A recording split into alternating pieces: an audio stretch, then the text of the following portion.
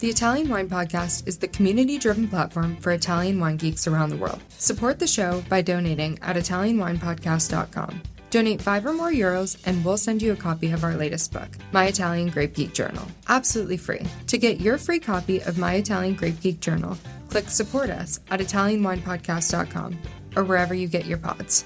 Grazie mille.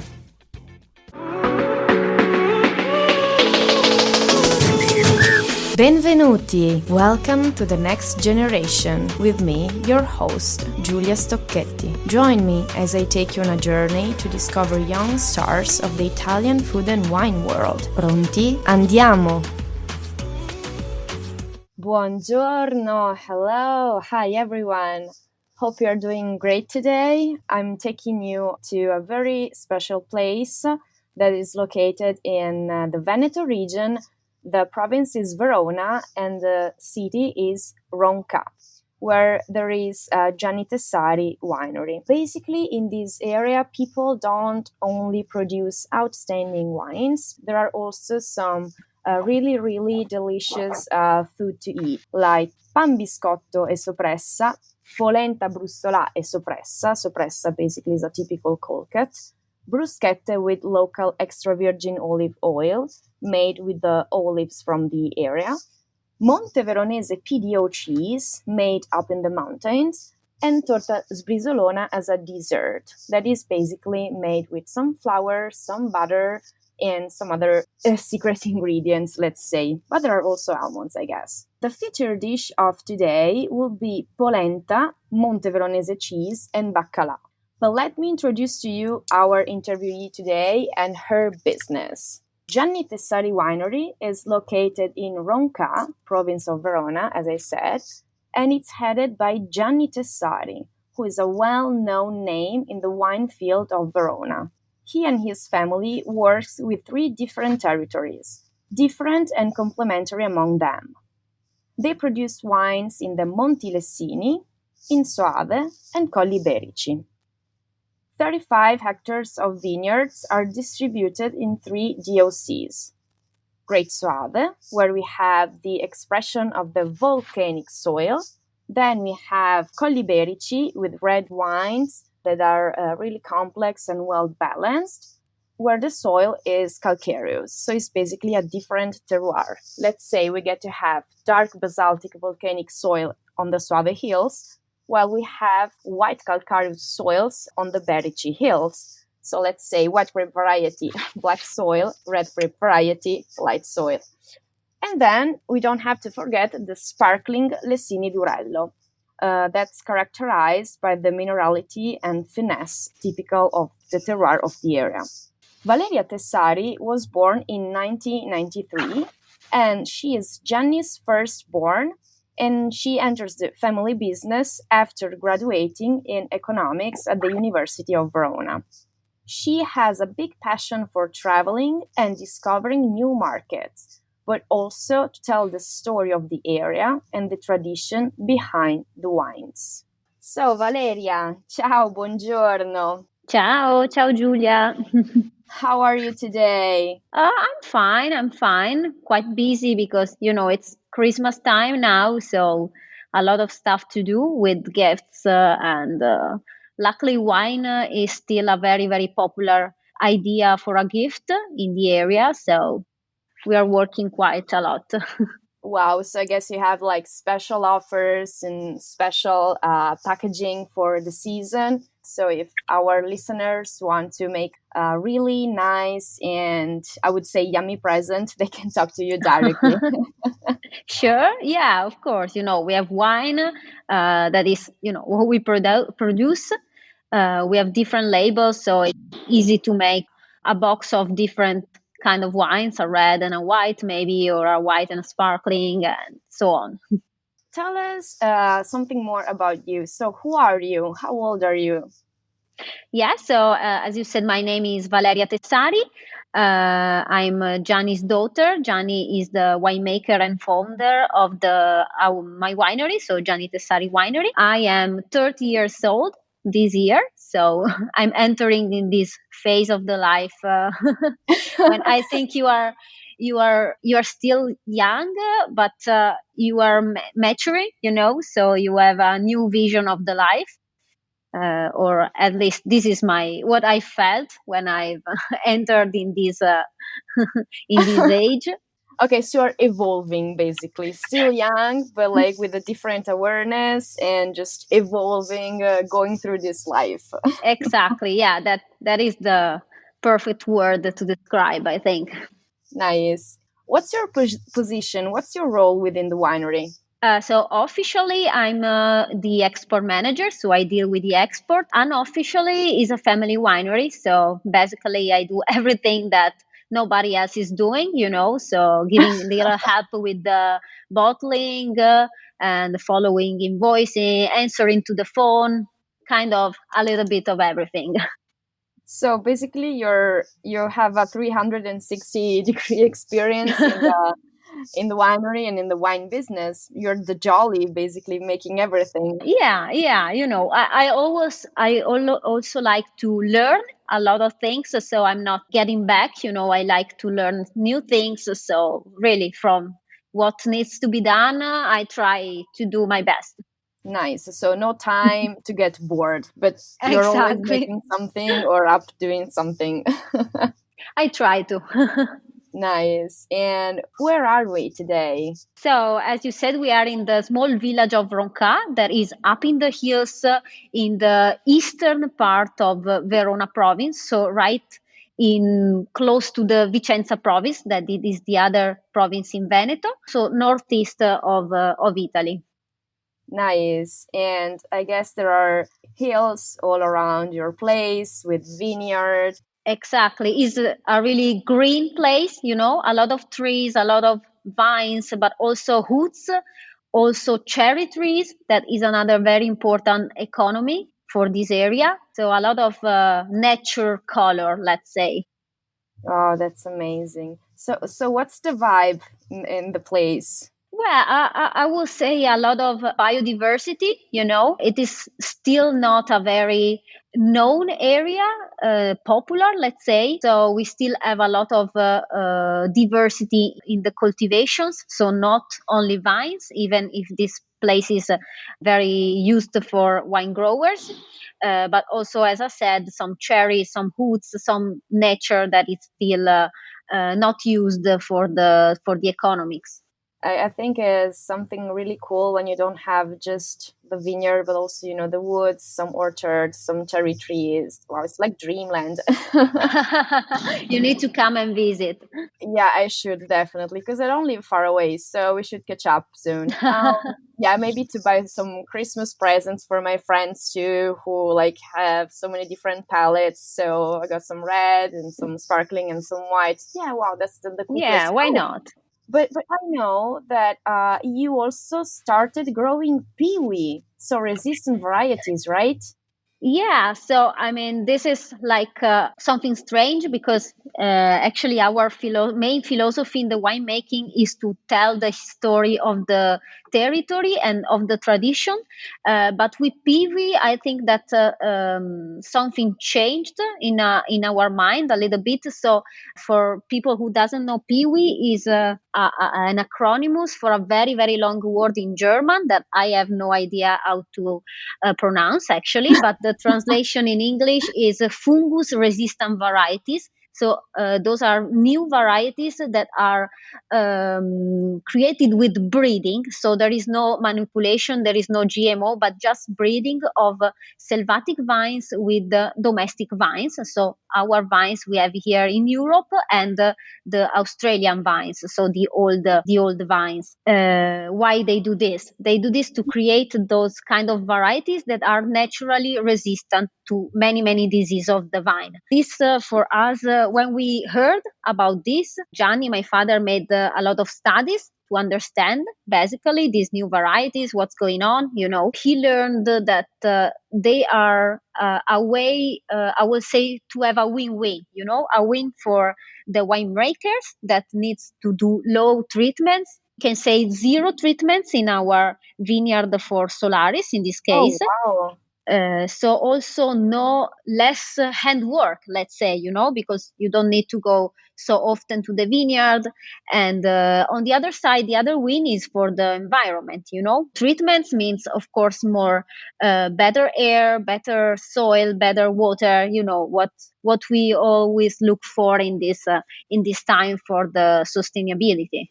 I mean, so interesting.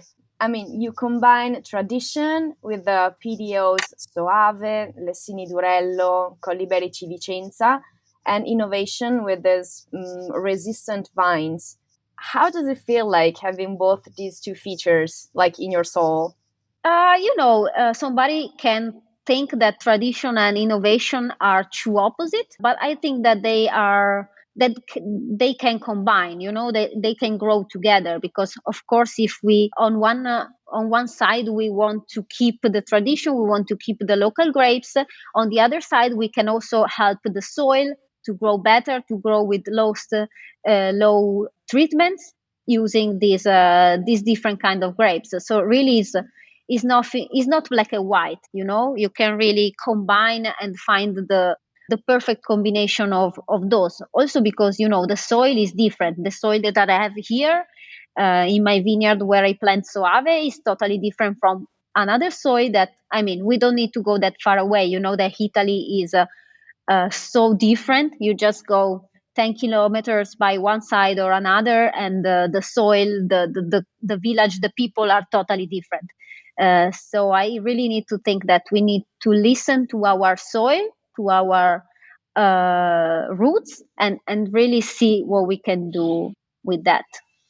I don't Nice. know if I explained myself. It's a little bit Yeah, complex. you got the point. Yeah, definitely. Grazie. Thank you so much. And I was wondering, do you have a different market for Peewee, or basically the customers are the same, but they're buying not only the classic PDOs, let's say, and giving a chance also to Peewee? Actually, at the beginning, we thought to do a difference, so to propose the PV to some clients and the regular line to others. But at the end, we have found that even if our idea for the Rebellis, that is the PV vine, was to make it different, you always feel the hand of the winemaker. So actually, also the people that buy our regular wines get the PV sometimes. So really, it's balanced in our whole production and in our whole distribution, I would say. So it's really important for them to know that Gianni Tessari and you, basically that Tessari family, is behind the bottles. It's maybe even more important than buying your Peewee or your PDO wines, because they're they really like your style, right? Yeah, I think that exactly that's what people know when they find a bottle with our brand. They know what will be behind. Of course, it can be a different labels, it can be different grape, but the style behind the label, try to do it as we like. So of course, this is how this is reflected in the wine. It's really nice to have both quality, high quality, and consistency.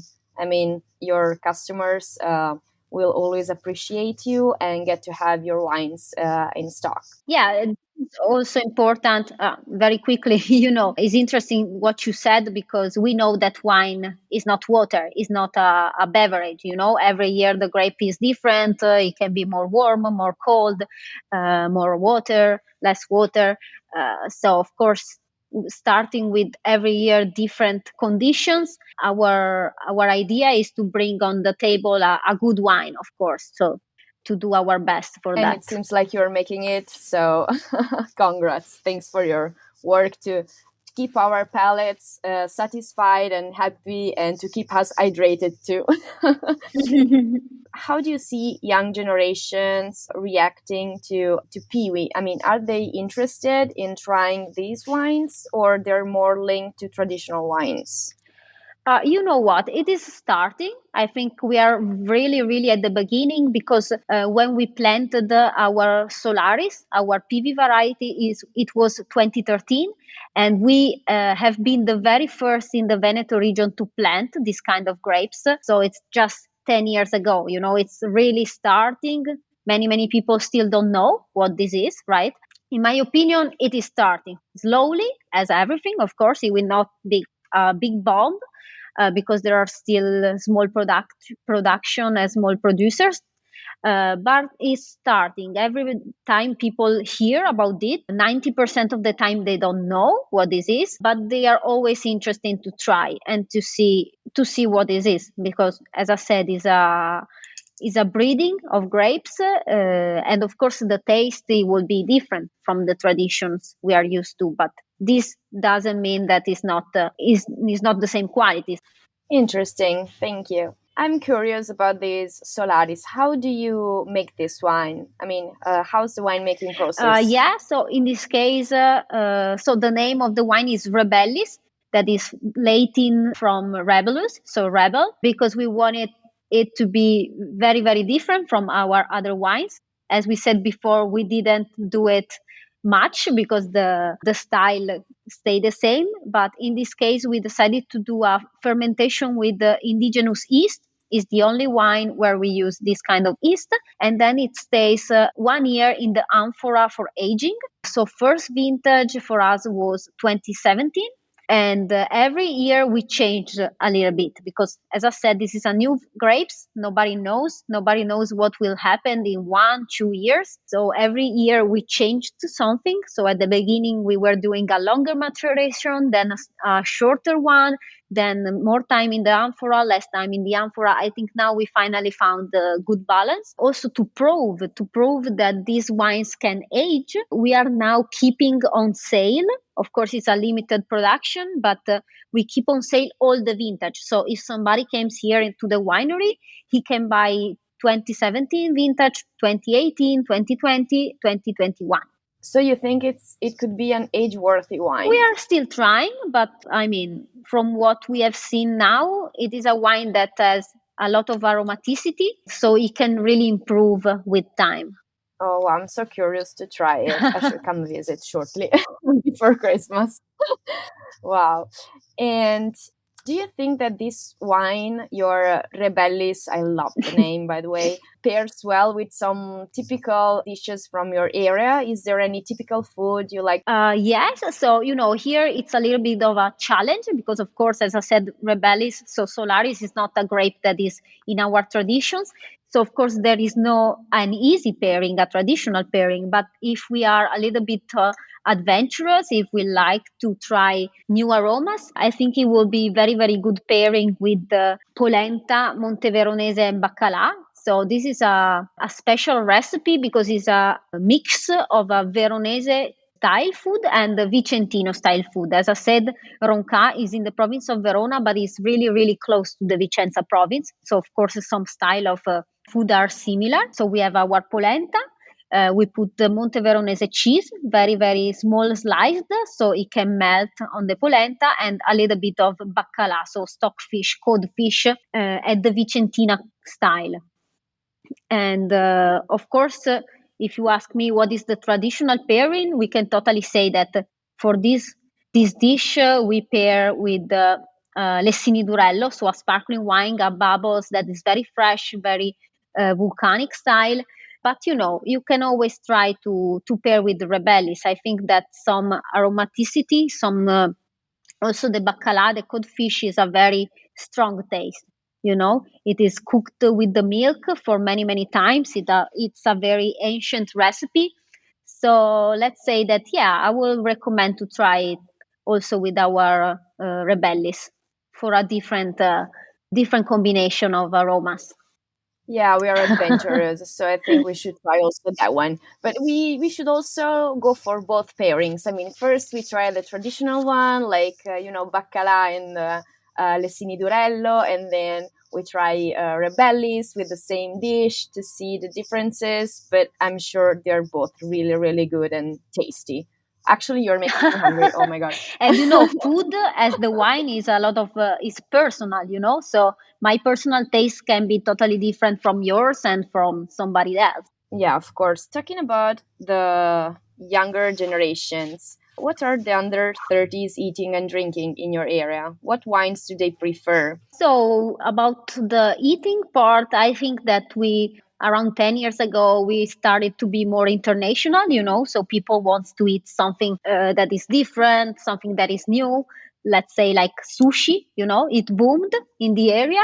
But right now, I think that things are starting to change again, and people, especially young people, want to go back to traditions and to eat those dishes that we loved when we were kids. So basically local food. Exactly. A lot of, trattorie, of local restaurants.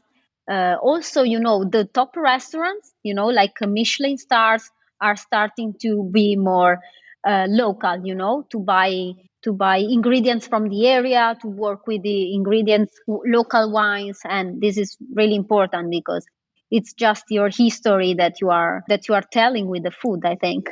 That's something really, really amazing. And I'm glad to hear that young people are interested in traditional flavors, traditional recipes, and that they're still looking for fresh local ingredients. It's also nice, yeah, to go out and experiment and just like having sushi or Chinese food or whatever. But also, I mean, remembering the grandma's kitchen and the grandma's food is always something that Yeah, warms the heart. exactly. And so, what do you usually drink, Valeria? So let's say that I love to try new kind of wine, so different wines. I didn't study enologist, so I think that I'm still and I keep learning on the tasting basis. So I always try to taste something new. I love, of course, Italian wines. Sometimes I try something also from out of Italy. Say that my one of my personal favorite that is not from the area is Ribolla Gialla. I love this kind of grape from Friuli. It's one of my favorite right now. I would say I don't have a must, I like to every Mhm. time if I am in another region, I try to also taste some local foods and local wine. Experiment. I'm still learning. I'm 30, but I'm still learning. I think everyone at any age is still learning something, especially in the wine world where there are so many different regions, styles, and grape varieties. So it's nice to hear that because sometimes, people just because they're winemakers or they are somms or they work in a winery, they're like, okay, I know everything. But actually, the wine world is never Yeah. ending. So I love the fact that you're always looking for something new and to try. Brava Thank Valeria. you. Grazie. Thanks. Okay, so I was also curious about your vision of the future. Like, what trends do you see in the future? What will new generation go for, in your opinion? So I think that it's really important to stay true to what we are. So to keep with the traditional wine, sometimes I heard that some place that they are removing some vines and they are planting different varieties because maybe the traditional vines are less productive or less requested. I really hope that producers on our side will stay true, of course, to their traditions, also with a little bit of innovation of something different. Of course, we need to follow the market. We can't produce a wine and drink it ourselves. It's not, we can't live with that. But I really think that tradition will be, especially for Italian wine, always an important quality. So I really hope that we can still stay in our tradition, but maybe grow more good with the sustainability, with the work in the vineyards. And I really hope that the market, the new people, the consumers will see that and will appreciate the effort. I'm sure they will, especially those who are passionate about wines and really good traditional food. So, well, good luck on that. We covered almost everything what we want to talk about. But now I'm asking you just 5 things in 5 minutes. So let's recap the whole interview in just 5 bullet points. So, Valeria, where are we? So we are in Roncà, in the province of Verona, Veneto region, north of Italy. What's the vibe and the cuisine? A lot of green trees, a lot of nature, of bees, insects, so a lot of biodiversity. And the food is a traditional blend of the traditional style of Verona food and Vicenza food. And what's the feature dish? The feature dish is polenta with Monte Veronese and baccalà. Perfect with Lessini Durello on a traditional basis or on adventurous basis is the Rebellis made with Solaris grape. So that was the wine pairing. And last but not least, let's identify one major trend in Italy's wine industry future and how you're addressing this trend. Going back to the roots, really to preserve the soil, the territory. And what we do is just listen to our soil and try to do the best with that. All right. Thank you so much, Valeria. Thanks. Grazie, Giulia. Thanks for having me. It's been a huge pleasure, really. And I really hope to come to visit soon to get some really good wines. When you want, we are here. Grazie. Thank you so much. Ciao. Bye. Bye bye. Grazie for being with me today and listening to the next generation on the Italian Wine Podcast. Alla prossima. Cin cin!